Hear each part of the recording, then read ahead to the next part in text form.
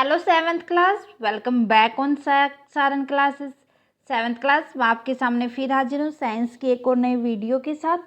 Science में last class के अंदर हमने चैप्टर नंबर 8 को कंप्लीट किया था।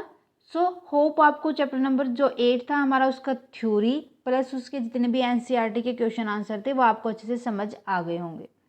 सो इसी के साथ हम आगे बढ़ते हुए आज की क्लास में डिस्कस करने जा रहे हैं चैप्टर नंबर 9, जो कि है हमारा सोइल। मीन्स आज की क्लास में हम देखेंगे कि सोइल होती क्या है, उसके इम्पोर्टेंस क्या क्या होते हैं, और सोइल पोल्यूशन को, और कौन कौन से फैक्टर होते हैं जो सोइल को पोल्यूट करते हैं। ओके, सो करते हैं स्टार्ट। सोइल की अगर हम बात करें तो सोइल हमारे पास नेचुरल रिसोर्सेज होता है कि जो हमें बाय नेचर मिलता है। विदाउट सोइल ना तो कोई भी प्लांट ग्रो कर पाता है, ना ही हम जितने भी एग्रीकल्चर के काम होते हैं वो पूरे कर पाते हैं, क्योंकि जो हमारा एग्रीकल्चर होता है वो सोइल के ऊपर ही डिपेंड करता है कि हमें किस टाइप की क्रॉप लगानी है। वो भी different type of, different kind of कह सकते हैं, या डिफरेंट टाइप ऑफ सोइल के ऊपर ही डिपेंड करती है। और जितने भी ऑर्गेनिज्म होते हैं वो सोइल के अंदर ही सर्वाइव करते हैं, तो वो उनके लिए नेचुरल हैबिटेट होता है। तो इसीलिए माइक्रो ऑर्गेनिज्म के लिए भी सोइल बहुत ही इंपॉर्टेंट होती है। और जितना भी अंडरग्राउंड पानी होता है, वाटर होता है, उसकी हेल्प से हम अपना एग्रीकल्चर का काम करते हैं, या पीने का पानी लेते हैं, या हमारे बहुत सारे काम डिपेंड होते हैं अंडरग्राउंड वाटर के ऊपर, है ना। तो वो भी किसके ऊपर डिपेंड होता है, वो सोइल के ऊपर डिपेंड होता है। तो होप आपको समझ आ गया होगा कि जो सोइल होती है वो किस तरीके से इम्पोर्टेंट होती है। एक बार और देख लेते हैं, इसके पढ़ लेते हैं। Soil allows the growth of plant, कि जो सोइल होती है ना वो किसी भी प्लांट को ग्रो करने में हेल्प करता है, उसको अलाउ करता है। किस तरीके से, it supplies water and nutrient that are required in the growth of plant, कि जो सोइल होते हैं वो वाटर को, जितने भी न्यूट्रिएंट एंड मिनरल होते हैं उनको ऑब्जर्व करके रखती है। जब प्लांट की ग्रोथ को उनकी रिक्वायर होती है तो वो सप्लाई कर देती है प्लांट को। ठीक है, सो नेक्स्ट है the soil is the main part of agriculture. जो सोइल होता है वो एग्रीकल्चर का मेन पार्ट होता है। Different type of soil support different kind of crop, कि अलग अलग टाइप की सोइल अलग अलग की जो क्रॉप होती है वो उनके ऊपर ही डिपेंड होती है, उनको सपोर्ट करके चलती है। Without agriculture food shelter and cloth are not possible. भाई अगर खेती नहीं करेंगे, एग्रीकल्चर नहीं होगा, ना तो खाना मिलेगा, ना शेल्टर मिलेगा, ना ही हमें कपड़े मिलेंगे, क्योंकि वूल भी तो बाई एग्रीकल्चर ही मिलता है ना। तो बहुत सारे जो हमारे पास फाइबर होते हैं वो हमें प्लांट से ही मिलते हैं और जो एग्रीकल्चर के ऊपर डिपेंड होते हैं। नेक्स्ट है many micro organism live in soil. बहुत सारे ऐसे माइक्रो ऑर्गेनिज्म होते हैं जो सोइल के अंदर रहते हैं। तो अगर सोइल ही नहीं होगी तो वो कैसे सर्वाइव कर पाएंगे, उनको उनका नेचुरल हैबिटेट नहीं मिलेगा। इसीलिए सोइल की इंपॉर्टेंस ये भी हो जाएगी कि वो बहुत सारे माइक्रो ऑर्गेनिज्म के लिए हेल्पफुल होती है। Underground water is use for various purpose. Underground water होता है बहुत सारे पर्पज़ के लिए हम यूज़ करते हैं, पीने के लिए, इरिगेशन के लिए, या हम जो हमारे हाउस होल्ड वर्क होते हैं उनके लिए। तो जो अंडरग्राउंड वाटर होता है वो किसके ऊपर डिपेंड करता है, सोइल के ऊपर डिपेंड करता है। तो अंडरग्राउंड वाटर के लिए भी जो सोइल होती है एक इम्पोर्टेंट रोल प्ले करती है। ठीक है, इन सारी चीज़ों को हम डायग्राम की हेल्प से और समझते हैं। देखो, जो सोइल है ये रूट के द्वारा, सोइल के अंदर ये रूट होते हैं, ये रूट क्या करेंगे, पानी को इनसे सोइल से मिनरल और न्यूट्रिएंट को लेंगे और प्लांट को देंगे, है ना। और उसके बाद हमने देखा होगा कि जितने भी recycling system for nutrient and organism wastage, जितने भी ऑर्गेनिज्म वेस्टेज होते हैं, ऑर्गेनिक वेस्टेज होते हैं, न्यूट्रिएंट होते हैं, वो भी प्लांट को देता है कौन, सोइल। और जितने सोइल ऑर्गेनिज्म होते हैं उनके लिए हैबिटेट होता है, जैसे ये वाला ऑर्गेनिज्म हो गया, अर्थवॉर्म हो गया, तो उनके लिए ऑर्गेनिज्म सोइल के अंदर ही रहते हैं ना, तो उनका हैबिटेट होता है। System for water supply and pollution, purification. भाई देखो, यहाँ पर हमने जो एग्रीकल्चर जो क्रॉप वगैरह उगाते हैं तो उसके लिए भी, इरिगेशन के लिए भी पानी की ज़रूरत होती है। तो जो सोइल होती है उनको क्या करेगी, ये वाटर सप्लाई करेगी, उनको प्यूरिफाई करेगी, प्यूरिफिकेशन करेगी। उसके बाद क्या आ जाएगा, इंजीनियरिंग मीडियम। इंजीनियरिंग मीडियम के अंदर आ जाता है कि जो सोइल होती है उसके ऊपर बहुत सारे जो हमारे लाइक डैम वगैरह बनाए जाते हैं, या कोई भी पुल वगैरह बनाए जाते हैं, ये सारे के सारे डिपेंड करते हैं सोइल के ऊपर ही। ठीक है, तो समझ आ गया आपको इसकी इम्पोर्टेंस के बारे में। अब बात कर लेते हैं हम कि व्हाट पोल्यूट द सोइल, क्या क्या चीज़ें सोइल को पोल्यूट करती है, सोइल पोल्यूशन की तरफ लेके जाते हैं।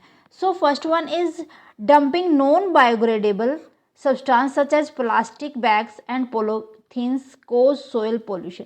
कि भाई हम ऐसे ही क्या करते हैं, जितने भी जो हमारे पास हम घर का सामान लेके आते हैं, जो प्लास्टिक बैग्स होते हैं या पोलोथीन्स होते हैं, उनको ऐसे ही फेंक देते हैं।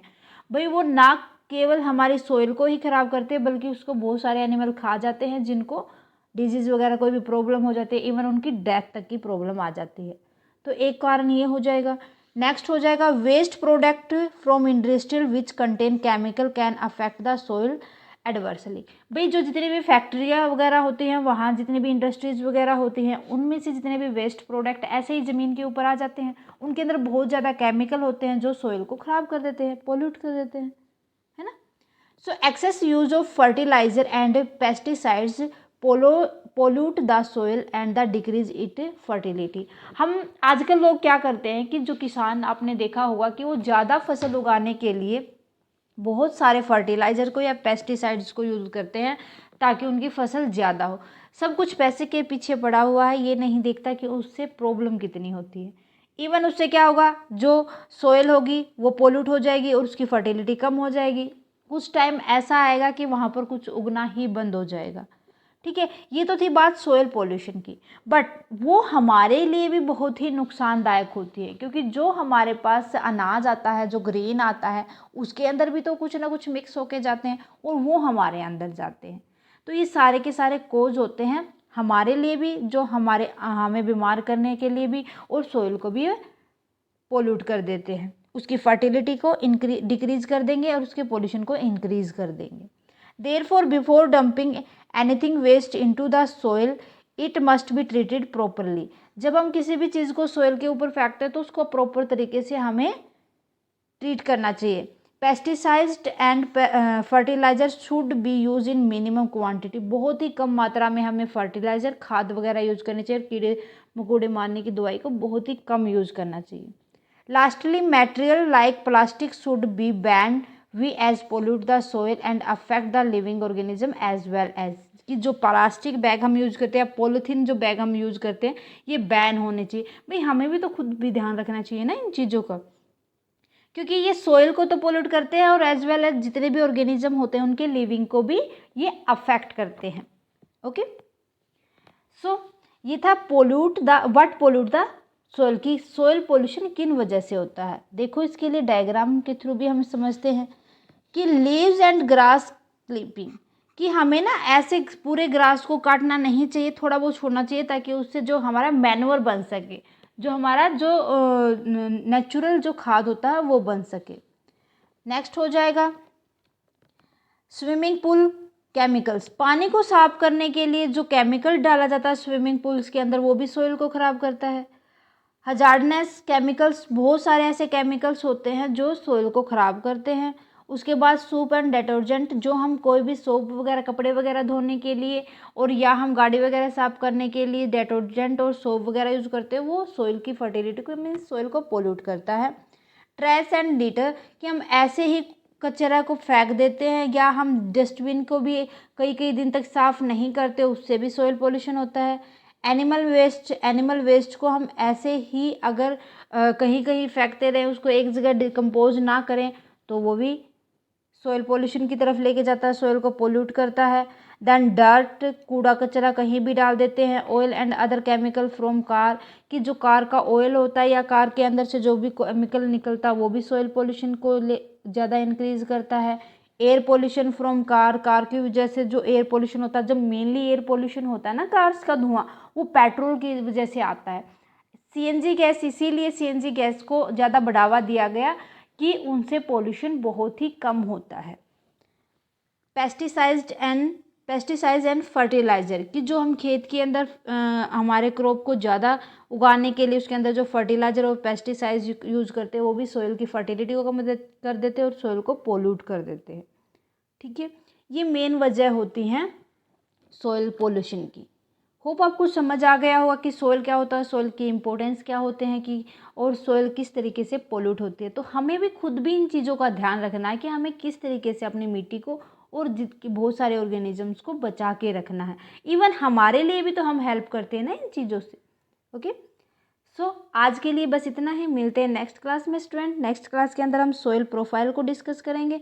सो आने वाली क्लास को बिल्कुल भी मिस ना करें। आज वाली क्लास को परफेक्टली समझ लें और मुझे कमेंट करके बताएं स्टूडेंट आज की क्लास कैसी लगी। क्लास अच्छी लगी तो प्लीज़ लाइक और अदर स्टूडेंट के साथ ज़्यादा से ज़्यादा शेयर करें। अगर आप साया सारन क्लासेस पर नए हैं तो फटाफट से साया सारन क्लासेस को सब्सक्राइब करें और बेल आइकन को दबा लें ताकि आने वाली क्लास की नोटिफिकेशन आपको मिल सके। Thank you very much student. Bye bye and take care. मिलते हैं नेक्स्ट क्लास में।